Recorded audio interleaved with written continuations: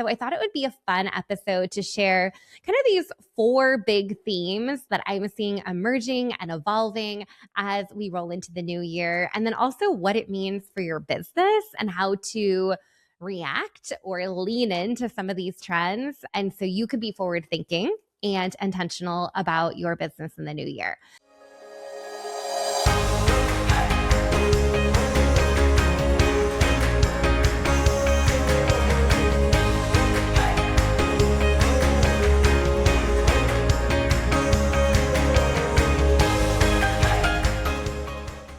Hey, everyone. Welcome back to the podcast. We are in the home stretch of 2025. I don't know about you all, but we're winding down the year over here. Let's be real. We're baking cookies today. We're having some fun, just chilling at home, gearing up for the holidays and a little bit of vacation time that we have planned.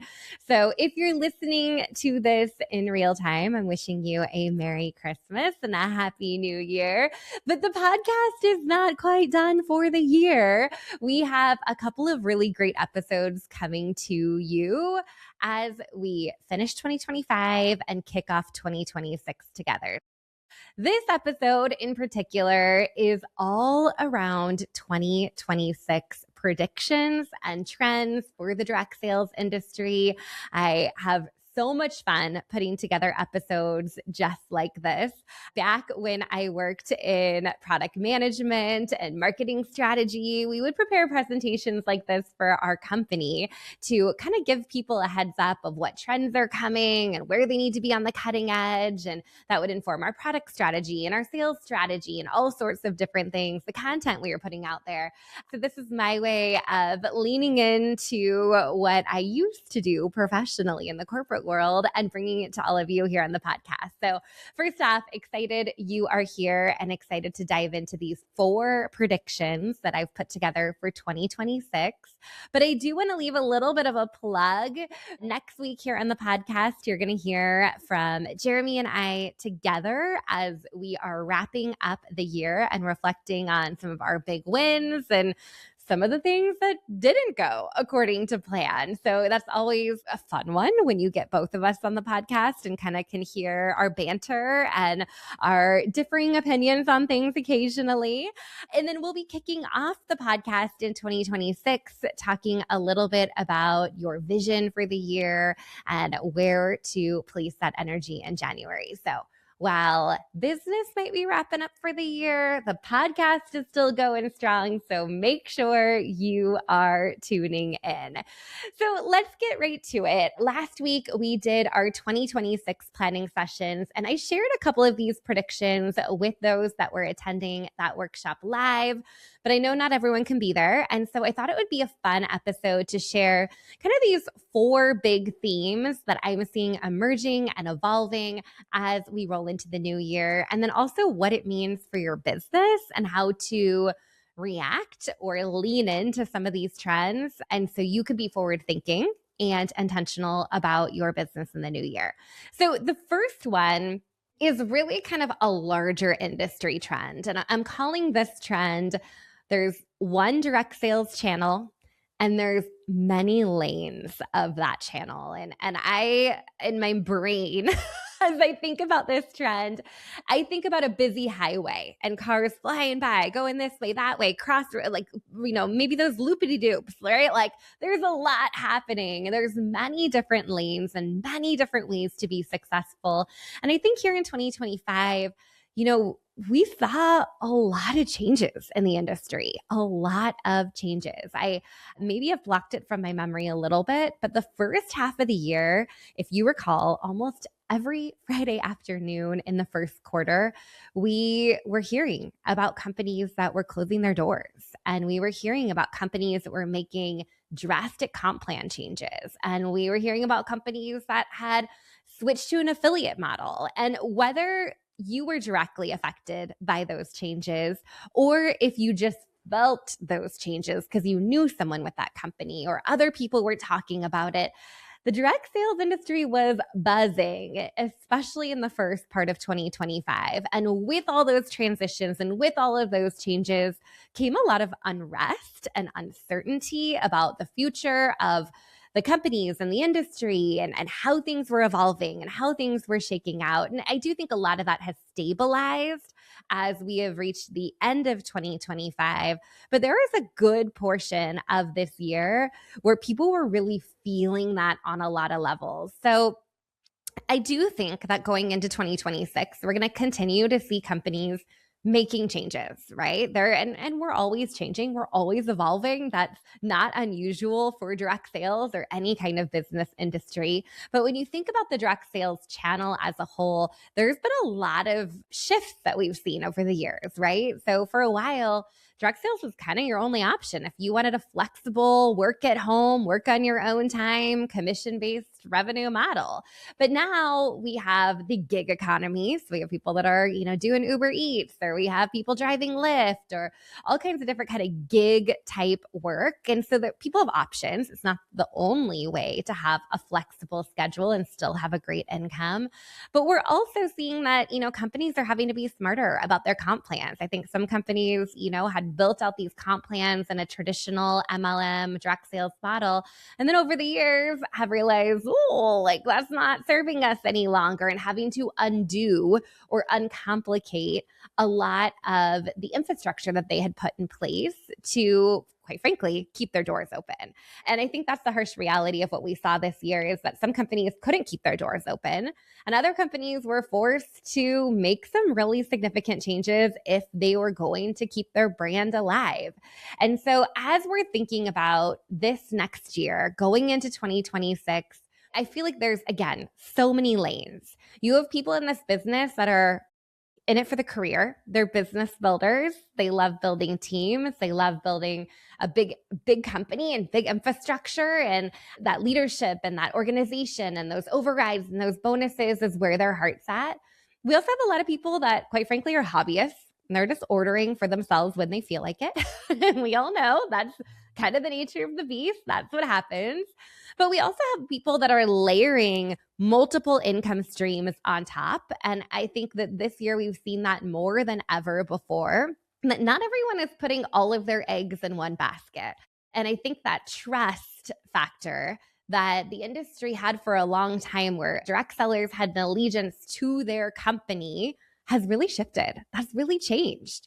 That yes, you do have some people that are only representing one company and they're business builders. They're building a team there, and that's where they've, planted their stake in the ground, and that's where they're building. But then you have a lot of other people that are kind of flying in one lane, flying out of another lane, right? You have affiliates out there that are representing multiple affiliate brands. You have people out there that, yes, direct sales is one of their income streams, but they also are a creative and have an Etsy shop, or they also are starting to step into coaching, or they've created a digital download or a digital product. So I think even within our modern direct seller community, this year we have seen that amplified, right?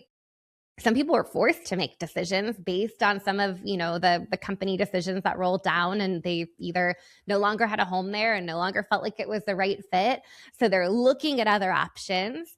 But I do feel like we're shifting a little bit away from, this is my one company and this is my one brand that I represent. And we're seeing a lot of social sellers leaning into multiple brands. And we're also seeing that there's kind of a place at the table for everyone, right? So whether you're a hobbyist and just a part-time, shopping for yourself kind of person, or if you are truly a business builder, or if you're building out more of a lifestyle brand and sharing your favorite food brand, your favorite jewelry brand, and your favorite health and wellness brand, we're seeing a lot more of that. And I think going into next year, that's going to continue to evolve as well. I think we're also getting away from saying things like, anyone can do this. And I remember using that messaging when I was in the sales field, like, anyone can do this. Well, you're right, anyone can do this. But for those that are in it and have been in direct sales for a while now, you know that it takes work. It takes effort. And so I think just kind of throwing out there like, oh, anyone can do this. This is for anyone, I think is really changing. And those business builders, those are really making a career out of their direct sales business, are thinking big picture. They're thinking about the systems that they need to build. They're thinking about how they're going to collect leads. They're thinking beyond just social media. So we're seeing a lot of those shifts that, yeah, anyone can do this, but if you want to do it at my level, there's a lot of infrastructure that's happening in order to reach those bigger goals that you might have. I think along with that, there's kind of also more so than ever before, this kind of mixed feeling from business builders around, should I keep that person just my customer, or should I invite them to join my team? A lot of companies have also deployed VIP rewards programs or special programs just for customers. So in the past, it was, oh, if you want a good discount or if you want a good deal or if you really want to get the best stuff, come join my team. And now I feel like we're seeing a little bit less of that because we also know if you just stay as a customer, you're going to be really well taken care of as well. So I think that's also contributed to a little bit of the slower team building, recruiting, sponsoring here in 2025, I think was a little quieter across the board. And I think some of it has to do with that trust factor of a lot of the changes that happened in the industry earlier this year, but also ties right into, well, maybe there's a better place for you to just shop with me versus sell these products with me. So those are a couple of the things that I'm seeing is that, there's definitely still thriving direct sales industry. The channel is alive and well, and I could get you all the data and all the numbers about just how much this industry contributes. But I also see that there are many lanes to be successful. It's not just the one cookie cutter, follow this checklist ABCD, and you're going to be successful and, do really well. There's a lot of factors to consider and a lot of different ways to be successful in the industry as it exists today and then continues to evolve over time. So that's prediction number one, is that we're just going to see more of that. I think we're going to see more of that going into this next year. Now, number two, I am super passionate about. This is one that I think is really a fun one to spend some time talking about. And this all has to do with your personal brand mattering more than your company brand. So this is something we've been talking about for a while. I think my very first course that I put out, 7 years ago, we talked about personal branding. And while that trend hasn't changed, it has definitely become more visible. So what I mean by that is that people want to buy from people, not from logos or a brand they've never heard of. So people are trusting you with their shopping choices as a direct seller. And I think we're going to see a lot more of follow me or let me show you how I do that or what my favorite products are versus, oh, look at what my company is doing or check out the company content, the company this, the company that is driving people back to you and that personal brand that you're building. Along with that, there's so much goodness when it comes to creating content, but it is a lot more lifestyle content, sharing your story, sharing your values. All of that's going to consistently outperform any kind of product focused content or company created content, a lot more around that personal brand. And I think people are really gravitating to that, whether they're using a different name as they're representing, I used to have my Becky's Book Corner, right? But a lot of people are just using their first and last name. Like, this is Becky Launder and this is who I am. And this is how I'm showing up with my personal brand. And here's all the things that I'm passionate about.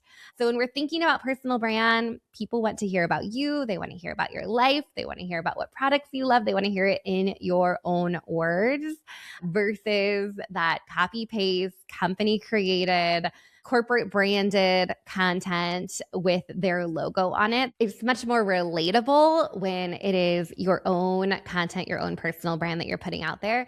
And I think consumers are looking for that. When they think about shopping small or supporting a small business, they want to know who you are. They want to know that face and name behind the brand and how they're working with you. So I see that in 2026. Still being very, very relevant and maybe gives you a little bit of a nudge to think a bit more about the personal brand that you've developed and how you're showing up and how you're connecting with people. All right, here we go. So number 3 on our list is that the real flex in 2026 is that consistency equals longevity. So there's a couple of different ways to frame this, but I think, long gone are the days of only being able to focus on the short-term wins. And I think for a long time, we'd be thinking like, can we get one more sale this week or one more sale this month? Or what can we be doing right here, right now? And kind of that reactive state.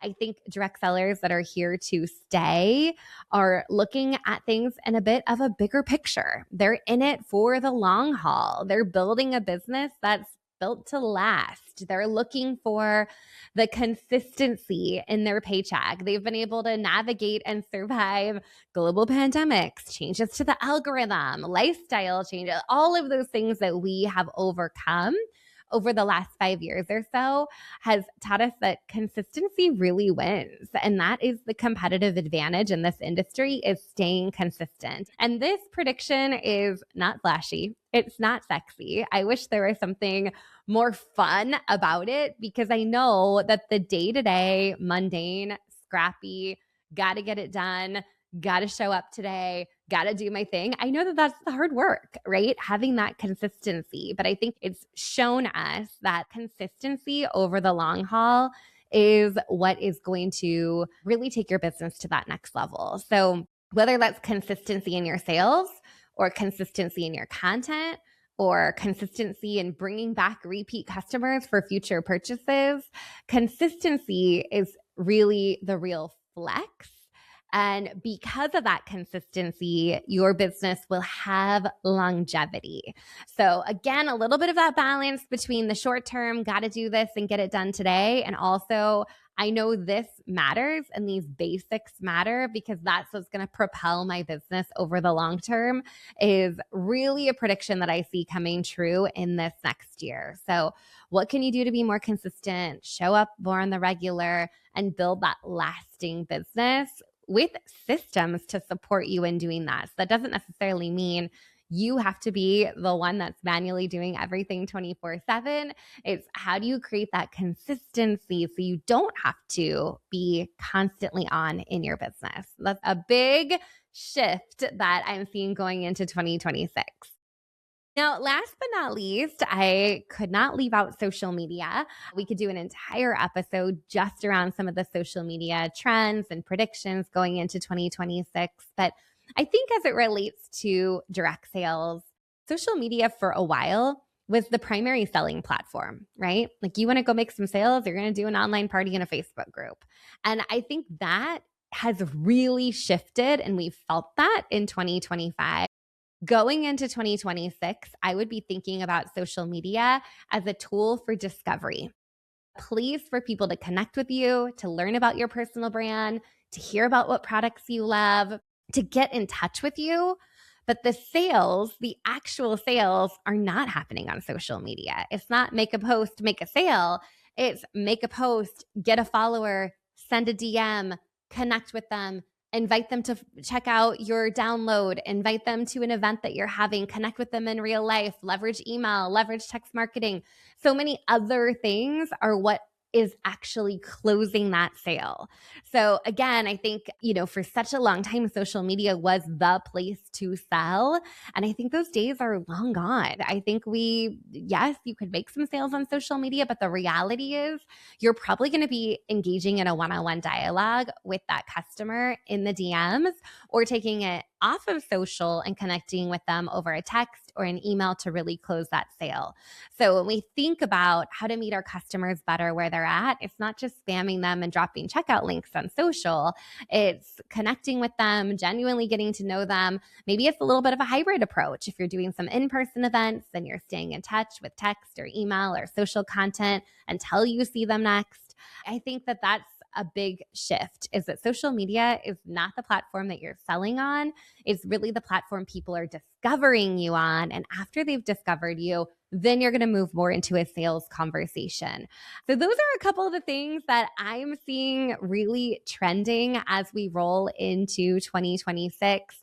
So again, just to recap for you, number one that I shared is the direct sales industry is one channel that has many lanes and room for all different kinds of people in those lanes.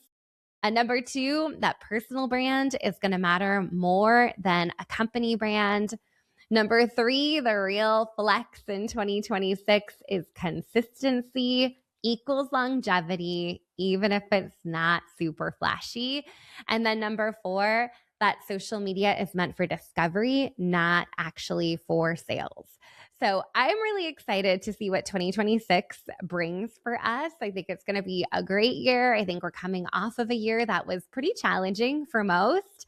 And I'm hopeful and optimistic that as the industry continues to evolve and as shoppers become more sophisticated and sellers are able to lean more into their personal brand and leaning into systems to support them to stay in front of their customers, that amazing things are going to happen for us in 2026. I heard this on a call the other day, but I wrote it down on a Post-it note and I put it on my wall that 2026 is already my favorite year.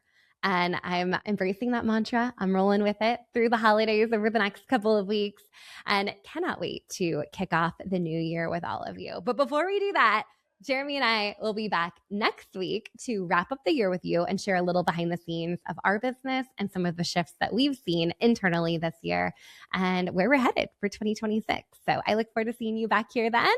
I hope you have a great Christmas and I will chat with you next week. All right. Bye, everyone. This episode is sponsored by CinchShare. CinchShare is the #1 social media scheduler for direct sellers and loved by creators in any industry. It's truly your one-stop shop for all things social. Join hundreds of thousands of social sellers and entrepreneurs who turn to CinchShare for free social media training and resources. Get started today with your free 30-day trial at moderndirectseller.com/CinchShare.